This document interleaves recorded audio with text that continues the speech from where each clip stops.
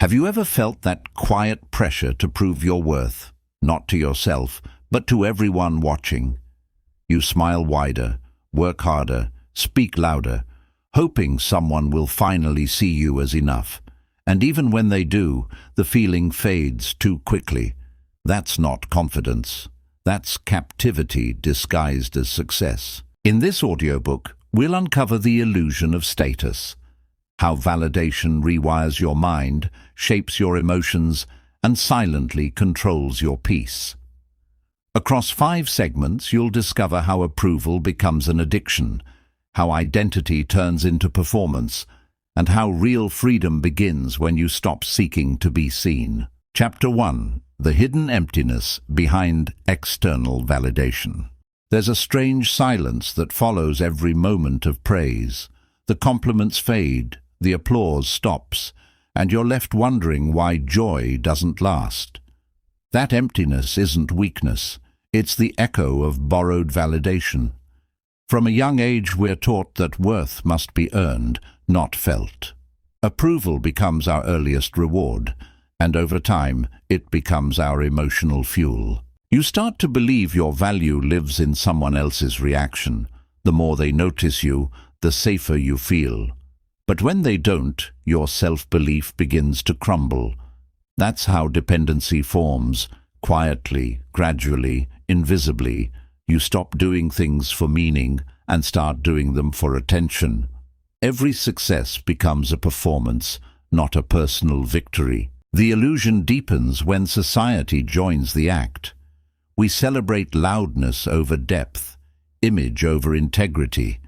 People who appear confident are valued more than those who are truly grounded.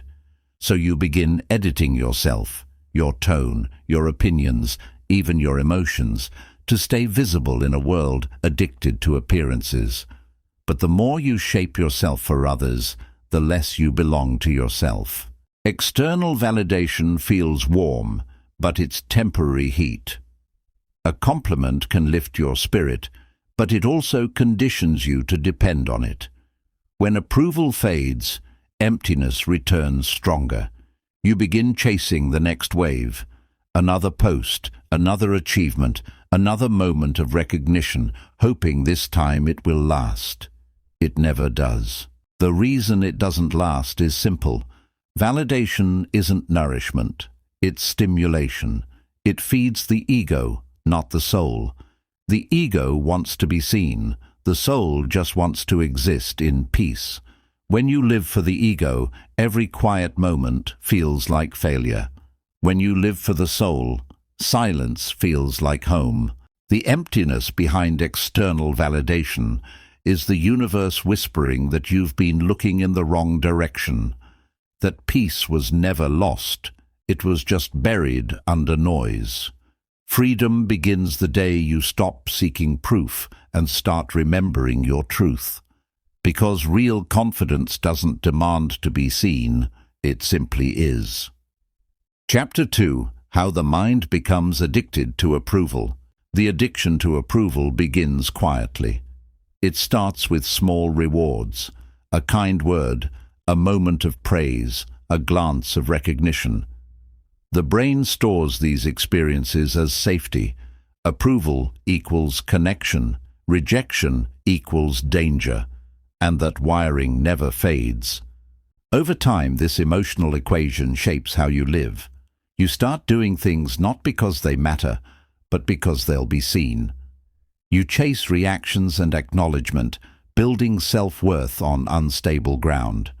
Each compliment gives a brief high, but the silence that follows feels unbearable. The mind becomes trapped between craving and fear, craving recognition, fearing invisibility. You try to please everyone, but the more you do, the further you drift from yourself. Your attention shifts from what feels right to what looks right. Authenticity turns into performance. Each moment of validation feels like warmth after cold, but it fades quickly. You start needing more, faster, louder. The satisfaction shortens. You refresh your screen, replay compliments, analyze expressions, searching for proof that you still matter. That's how approval transforms into dependence. Your mind learns to measure peace through others. When they notice you, you feel safe. When they don't, you feel lost. This pattern teaches your brain that worth must be earned daily through effort and acceptance. But this isn't growth. It's survival disguised as ambition. The danger of this addiction is that it hides under productivity. You appear driven, but beneath that effort lies exhaustion. You're no longer creating to express truth. You're performing to maintain belonging. You've turned your peace into a public project. Slowly, you stop trusting your emotions. You wait for someone to confirm your feelings before you allow them. If people approve, you celebrate. If they don't, you retreat. Your soul begins to ask for permission to exist. Breaking this pattern starts with awareness. Notice how automatically you seek validation, checking messages, sharing every win, or feeling anxious when feedback is missing. That observation breaks the trance. Validation is not nourishment, it's decoration. The moment you stop needing to be seen, something powerful happens. You act from stillness, not pressure. You speak truth without fear. You work without pretending. Approval becomes irrelevant, and peace stops being conditional. True confidence isn't about convincing the world. It's about no longer negotiating your worth. The mind that once begged to be seen finally learns to rest in silence, and in that silence, it discovers something deeper than validation: peace. Chapter 3. When you start living for the audience. At first, it feels harmless, wanting to be understood, appreciated, or liked. But slowly, without noticing, you start shaping yourself around what others expect to see. You begin curating your life instead of living it.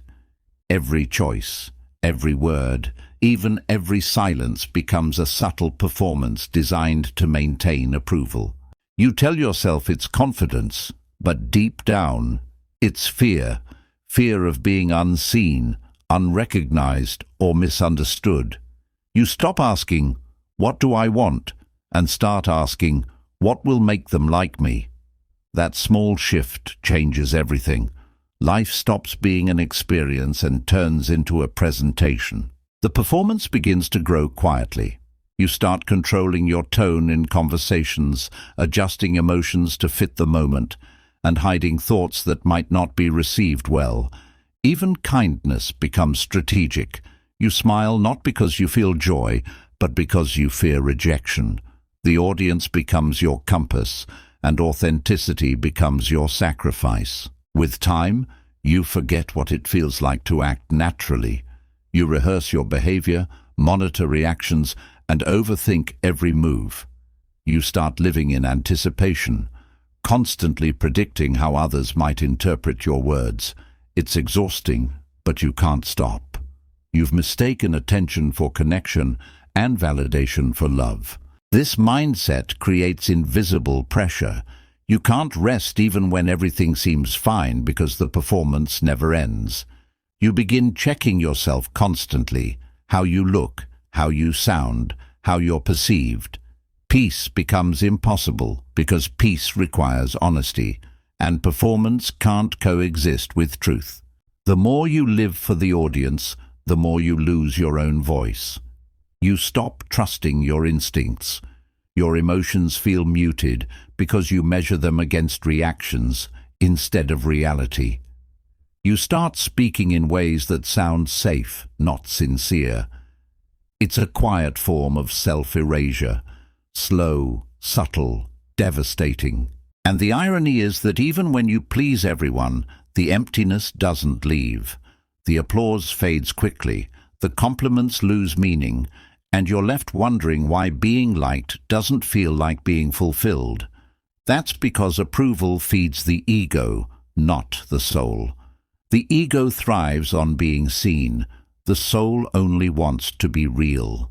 To break this pattern, you must learn the art of detachment, not indifference, but emotional independence. When you detach from constant performance, you rediscover authenticity. You begin to speak without editing, act without analyzing, and express without rehearsing. You return to being a person, not a persona. Living for the audience is the slowest way to disappear. You become visible to everyone except yourself. But when you stop performing, when you begin to live from sincerity rather than expectation, the illusion dissolves. What remains is not perfection, but peace, the kind that no applause can create and no rejection can destroy. Chapter 4. The Power of Detachment and Inner Validation. Detachment isn't about caring less. It's about reclaiming peace from what you can't control. It's quiet strength, knowing your worth isn't tied to opinions or applause. When you detach, you stop begging the world to tell you who you are. You start remembering it yourself. The illusion of status fades when you stop feeding it. Many people stay trapped not from ignorance, but from fear. When the noise of validation disappears, you're left with truth. That silence feels uncomfortable, yet that discomfort is freedom taking its first breath. True detachment isn't isolation, it's connection without dependence, loving without losing yourself, giving without expecting return, showing up without reward. It's emotional balance, not coldness. It's the calm clarity that appears when you no longer live for approval. When you validate yourself, peace stops swinging with other people's moods. You no longer panic when ignored or collapse when misunderstood. Worth doesn't fluctuate. It's constant, steady, and self-contained. That awareness becomes your inner stability.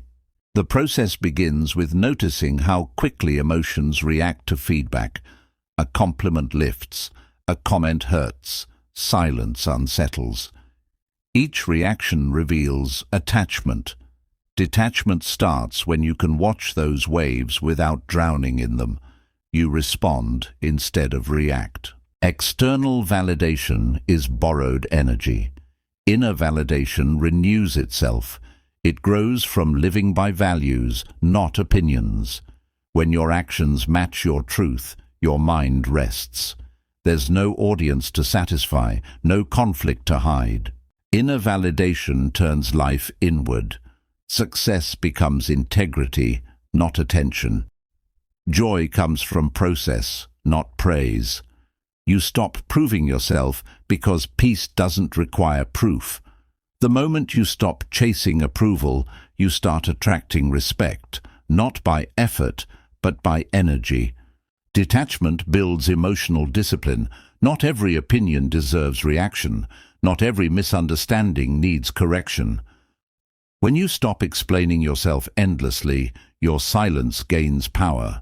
Strength doesn't always speak. Sometimes it simply stays calm. Over time, the shift becomes clear. You no longer crave recognition or fear invisibility. The validation that once controlled you dissolves. You're not performing, you're being. You move grounded, steady, guided by purpose, untouched by noise. That's the power of detachment, to stand in chaos and remain centered. The moment you stop chasing the world's attention, you finally meet yourself. And in that meeting, you find a peace no applause could ever create. Chapter 5. Finding freedom in being unseen. Freedom begins the moment you stop fearing invisibility. For most people, being unseen feels like failure. It feels like you've lost significance, like the world has moved on without noticing you. But the truth is, invisibility isn't absence, it's space. It's the silence that allows you to return to yourself after years of performing for others. When you are no longer seen, you meet the parts of yourself that were never allowed to exist. The real you, unfiltered, unmeasured, unpolished, slowly reappears. At first, the quiet feels uncomfortable because your mind is used to noise. But with time, you start realizing that peace was never missing. It was just hidden beneath the need to be noticed. Being unseen teaches humility. It reminds you that existence doesn't need validation to be real. A flower doesn't bloom for applause. It blooms because it was made to. The same truth applies to you. When you stop living for reaction, your actions become pure again. Not strategic, not desperate, simply honest. Invisibility also sharpens clarity. Without the constant distraction of comparison, your priorities shift. You begin to value presence over performance, truth over recognition, and depth over display. You stop asking, "Who is watching?" and start asking, "Who am I becoming?" The noise outside no longer defines the rhythm inside. This freedom is quiet but powerful. It's the kind that doesn't announce itself, but you feel it in every breath. You stop competing, explaining, and justifying. You stop trying to fix perceptions that were never yours to control. You begin to see that nothing external can add to your worth because it was never external to begin with. Living unseen isn't about isolation, it's about alignment. You're no longer scattered across opinions, you're centered within your truth. You wake up without pressure to prove, speak without rehearsing, create without fear. You exist fully, even if no one claps, even if no one notices, and for the first time, that feels enough. Freedom also means understanding that not every silence is rejection. Sometimes silence is grace, life giving you room to grow without interference. It's the universe's way of saying, you don't need an audience for this chapter.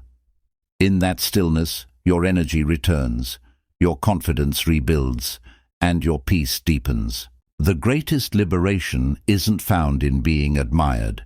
It's found in being authentic, quietly, naturally, without display.